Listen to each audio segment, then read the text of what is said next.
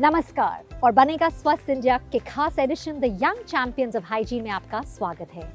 आज हम अच्छे जीवन के एक महत्वपूर्ण पहलू पर चर्चा कर रहे हैं जिस पर अक्सर हम ध्यान नहीं देते और वो है स्वच्छता। ये सिर्फ एक दिनचर्या नहीं है बल्कि एक पावरफुल टूल है जो हर बच्चे को स्वस्थ जीवन जीने के लिए सशक्त बनाता है।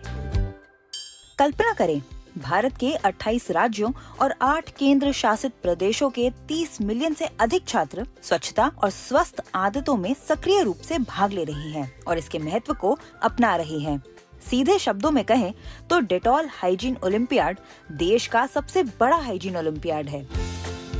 गणतंत्र दिवस विशेष में हम आपको स्वच्छता के चैंपियन डेटॉल हाइजीन ओलंपिया 2.0 के विजेताओं से मिलने के लिए हमारे देश के कोनों तक ले जाएंगे। इस यात्रा में आप मिलेंगे 3 युवाओं को जो साहस और सेल्फ डिटर्मिनेशन का प्रतीक हैं।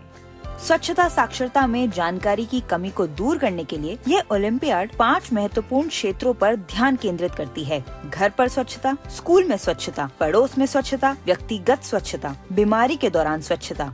ओलंपियाड में प्रतियोगिता के 5 स्तरों के टॉप 3 विजेताओं को मुंबई में आमंत्रित किया गया और एनडीटीवी डेटॉल बनेगा स्वस्थ इंडिया कैंपेन के 10वें सीजन के शुभारंभ पर उन्हें सम्मानित किया गया। लेकिन असली जश्न तब शुरू हुआ जब वे घर लौटे। हर एक का स्वागत एक नायक के रूप में किया गया। यह न सिर्फ बच्चों के लिए जीत का मौका था बल्कि अच्छी स्वच्छता आदतों के लिए भी एक जीत थी। हर एक की जीत यह तय करेगी कि भारत के हर कोने के बच्चे हाथ धोने के महत्व को समझें और अपने रोजमर्रा के जीवन में स्वच्छता और स्वास्थ्य की अवधारणाओं को अपनाएं। अपने पहले विजेता से मिलने के लिए हम लद्दाख के लेह की यात्रा करते हैं। 12 साल के स्टैंजिन पुजांग स्पितुक मॉनेस्ट्री में कक्षा 5 का छात्र है।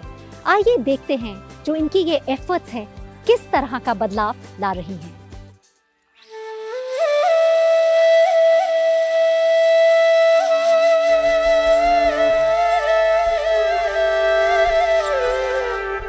ऊंचे पहाड़ और हरियाली से भरी घाटियों का एक खूबसूरत दृश्य जहां बहने वाली शांत, शीतल और स्वच्छ झीलें लेह लद्दाख की प्राकृतिक सुंदरता का प्रमाण है।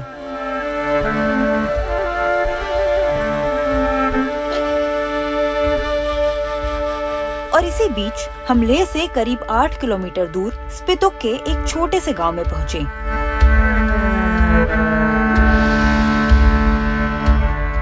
स्पितुक मोनास्ट्री के लिए मशहूर ये गांव, जिसे स्पितुक गोम्पा या पेथुप गोम्पा के नाम से भी जाना जाता है, यह बौद्ध मठ 11वीं शताब्दी में बनाया गया था।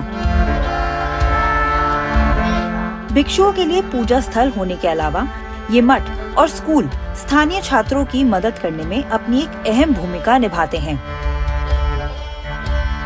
स्टैंजिन एक ऐसा छात्र है जो हिमालय के सुंदर इलाकों से यहाँ पढ़ाई करने आया था और अब 5वीं कक्षा से इस होनहार छात्र ने भारत के सबसे बड़े स्वच्छता ओलंपियाड डेटॉल हाइजीन ओलंपियाड के दूसरे संस्करण के लिए राष्ट्रीय पुरस्कार जीता है। यह प्रतियोगिता पूरे भारत के 10 स्कूलों में हुई जिसमें 500 से ज्यादा प्रतिभागियों ने हिस्सा लिया। स्टैंजिन ने अपनी कक्षा में स्वच्छता को बढ़ावा देने के लिए एक हाइजीन कॉर्नर और एक यूनिक कॉन्सेप्ट सोप बैंक के साथ इसकी पहल की। स्टैंजिन ने साथ ही छात्रों और शिक्षकों के साथ मिलकर यह सुनिश्चित किया कि यह कोना वेल मेंटेन रहे और सभी के लिए सुलभ हो।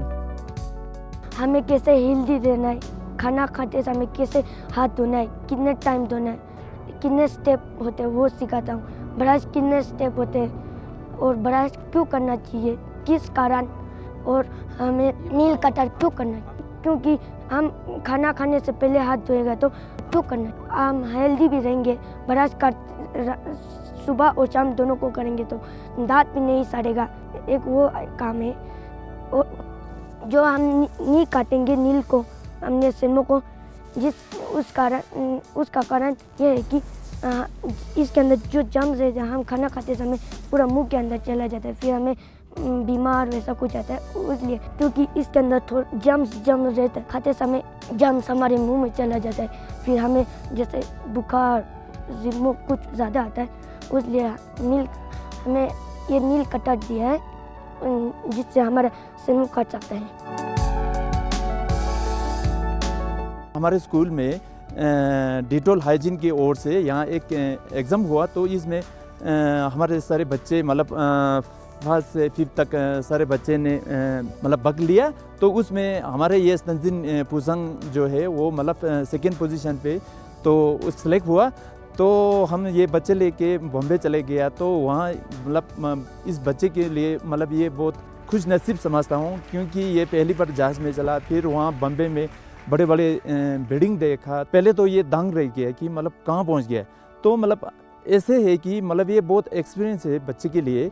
तो मैं समझता हूँ कि ऐसा शिक्षा जो है हर मतलब सभी को मतलब ये शिक्षा मिलना चाहिए। ये मिलने से सभी मतलब लाभदायक है। डिटोल बनेगा स्वस्थ इंडिया। हमारे तरफ से बहुत बहुत धन्यवाद कहना चाहता हूँ कि इनके माध्यम से हमें ये सब अपॉर्चुनिटी मिला है। सर्दियों के दौरान स्टैनजिन अपने माता पिता के साथ रहने के लिए अपने घर डैपलिंग लौटता है, जो अपनी शिक्षा के लिए भौगोलिक चुनौतियों का सामना करने वाले यंग लर्नर्स के डेडिकेशन को दिखाता है। स्टैनजिन की इस पहल ने न सिर्फ उसके परिवार का मान बढ़ाया है, बल्कि उसके पूरे समुदाय पर इसका बहुत अच्छा असर पड़ा है, जिससे हमारे रोजमर्रा के जीवन में स्वस्थ शिक्षा की भूमिका की अहमियत को हौसला मिला है। लद्दाख के पहाड़ों से लेकर तेलंगाना के जंगलों तक दिनेश की कहानी साहस की कहानी है। हाइजीन ओलंपियाड 2.0 में दिनेश की जीत ने उसी पहली बार अमराबाद फॉरेस्ट रिजर्व से बाहर निकलने का और अलग सी दुनिया देखने का मौका दिया।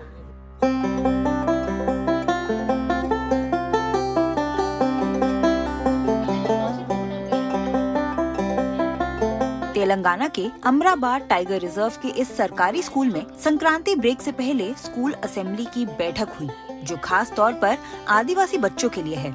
ये स्कूल की प्रिंसिपल पद्मावती के लिए अपने छात्रों और उनके अभिभावकों को यह बताने का अवसर है कि उज्जवल भविष्य का निर्माण रोजमर्रा की स्वस्थ आदतें विकसित करने से होता है। 16 वर्षीय दिनेश का उदाहरण हमारे सामने है, जो अभी खम्मम जिले में एक इंटर स्कूल विज्ञान महोत्सव में भाग लेने के बाद लौटा है।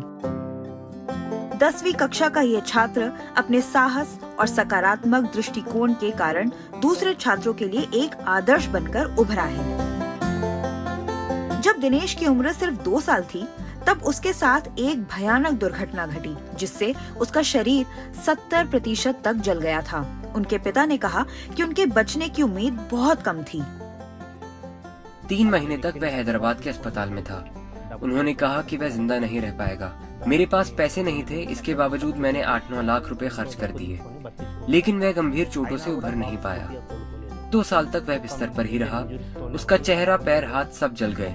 वह न तो चल सकता था और न ही अपने हाथ पैर का इस्तेमाल कर सकता था।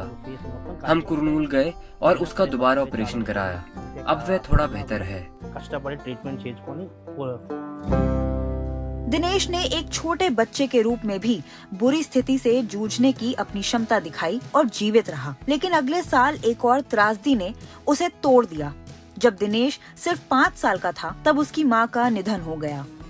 जब मैं छोटा था, मेरी मां की मृत्यु हो गई। मेरे पिता मेरा पूरा ख्याल रखते थे। उन्होंने मुझे सुझाव दिए कि जीवन को कैसे जीना है, और विशेष रूप से मेरे शिक्षक काफी मुझे प्रेरित करते रहे हैं। वह मुझे और मेरे कक्षा के सभी साथियों को बहुत अच्छे से पढ़ाते हैं।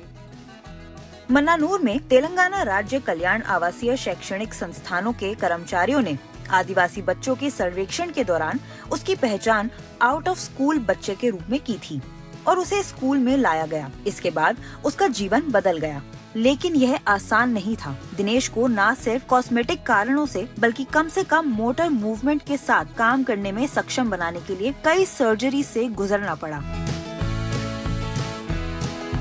प्रिंसिपल के कमरे में दिनेश द्वारा देश भर के 30 मिलियन बच्चों के साथ प्रतिस्पर्धा करके जीता गया यह 50,000 रुपए का चेक गौरवपूर्ण स्थान रखता है और न सिर्फ छात्रों बल्कि शिक्षकों के लिए भी प्रेरणा और गर्व का प्रतीक है। 10 लाख छात्रों में से वह प्रथम स्थान पर आया। वह गांधी जयंती के अवसर पर मुंबई गया और पुरस्कार राशि के रूप में उसे 50,000 रुपए मिले। हमारे स्कूल का नाम हुआ।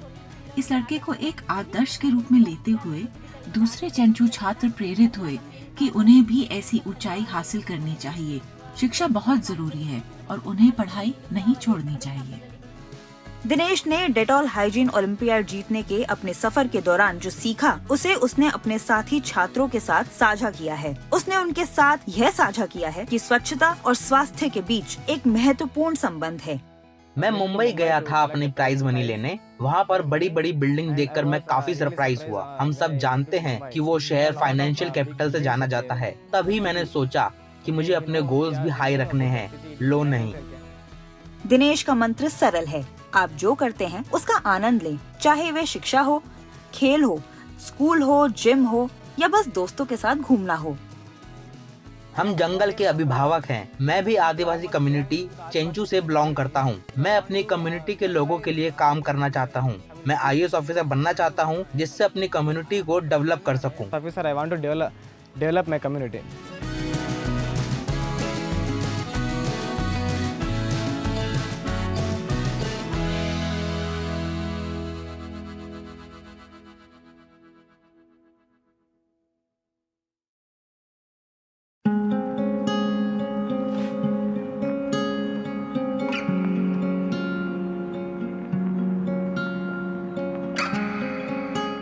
ब्रेक के बाद आपका स्वागत है। जबकि स्वच्छ भारत अभियान या बेटी पढ़ाओ बेटी बचाओ जैसे अभियान सामाजिक परिवर्तन पर काम करते हैं, लेकिन कई बार जो इंडिविजुअल एफर्ट्स होते हैं किसी व्यक्ति के, वो पूरे समुदाय यानी कि पूरी कम्युनिटी पर असर डालता है। आइए मिलते हैं अमरोहा उत्तर प्रदेश के सफीना बतूल से, जो पहले स्थान पर आई थी अपनी कैटेगरी में हाइजीन ओलंपियाड 2.0 में। देखते हैं उनकी कहानी।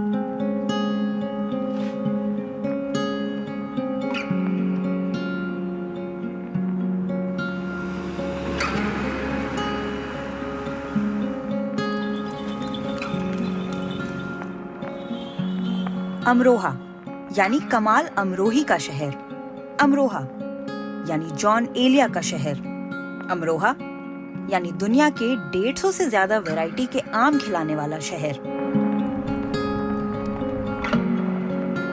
पुरानी हवेलियों और इमारतों के इस ऐतिहासिक शहर में सितारे जमीन पर उतर आए हैं। अमरोहा के पापड़ी इलाके में एक और सितारा चमकने लगा है, इस शहर की नई पहचान बनकर। साइकिल पर सवार 12 साल की सफीना बतुल बनेगा स्वस्थ इंडिया की ब्रांड एम्बेसडर बन गई हैं। सफीना ने डेटॉल हाइजीन ओलंपियाड 2.0 में 50,000 रुपए की इनामी रकम जीती है। माँ की आंखों में आंसू हैं और बेटी सफीना की आंखों में हर रोज बड़े हो रहे ख्वाब। मतलब मैं IPS और या फिर IAS बनना चाहती हूँ UPSC क्लियर करने के बाद। वो तो रैंक पे डिपेंड करता है कि कितनी रैंक आए, मेहनत पे डिपेंड करता है कि हमारी मेहनत होगी, ज़्यादा होगी तो हम IAS बनेंगे, उससे कम होगी तो हम IPS बनेंगे, लेकिन हिम्मत नहीं हारनी चाहिए।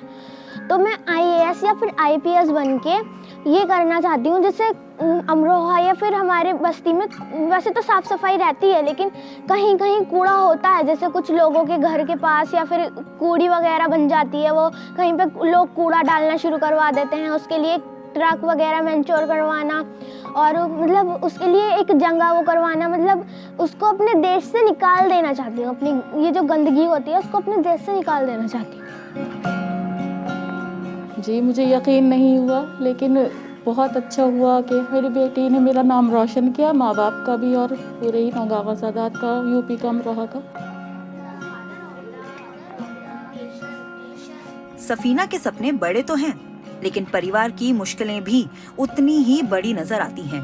एक कमरे के मकान में सफीना अपनी 3 छोटी बहनों और माता पिता के साथ रहती है। सफीना के पिता इमरान अली गणित के शिक्षक हैं और अमरोहा जैसे छोटे शहर में सिर्फ 5,000 की तनख्वाह से गुजारा चलता है। डेटॉल बनेगा स्वस्थ इंडिया से जीता इनाम सफीना के नाम से बैंक में जमा किया गया है। अब तक गुमनामी में जी रहे इस परिवार को जो शोहरत मिली है, उसने इन सब के हौसलों में नई जान भर दी है।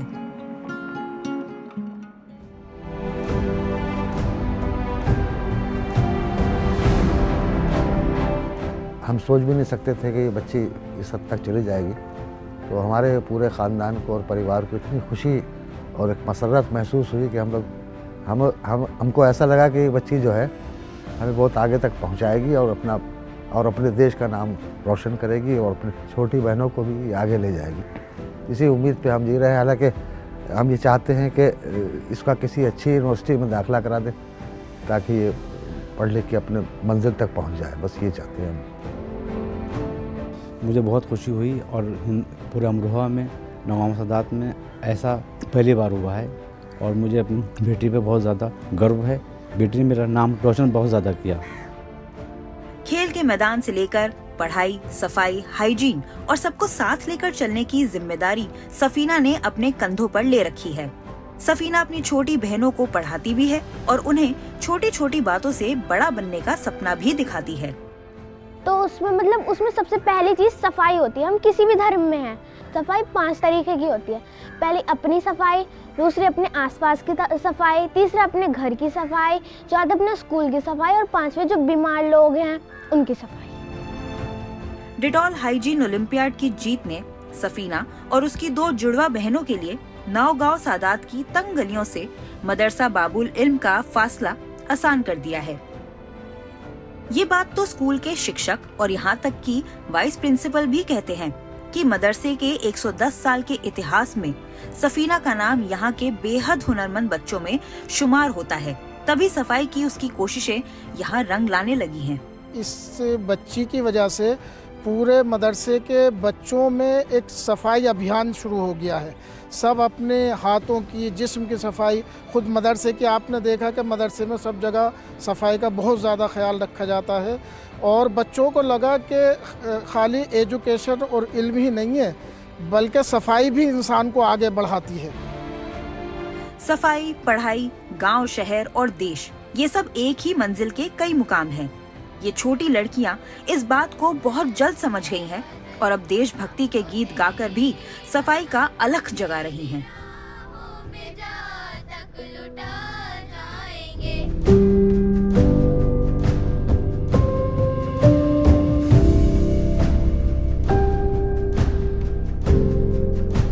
ये बस कुछ कहानियां थी उन विनर्स की जिन्होंने हाइजीन ओलंपिया 2.0 में हिस्सा लिया। लेकिन अगर आप सोचें 30 मिलियन बच्चों ने जिन्होंने हाइजीन ओलंपियाड में पार्टिसिपेट किया, वो सब विजेता हैं। उन्होंने जिंदगी की बहुत बड़ी सीखी है और वो है कि हाइजीन कितना ज़रूरी है और उन्हें किस तरह हाइजीन को अपनी ज़िंदगी में प्रैक्टिस करना चाहिए। तो अगले हाइजीन ओलंपियाड तक आप अपने सराउंडिंग्स को साफ रखें और हाथ धोना ना भूलें। हमारा शो देखने के लिए धन्यवाद।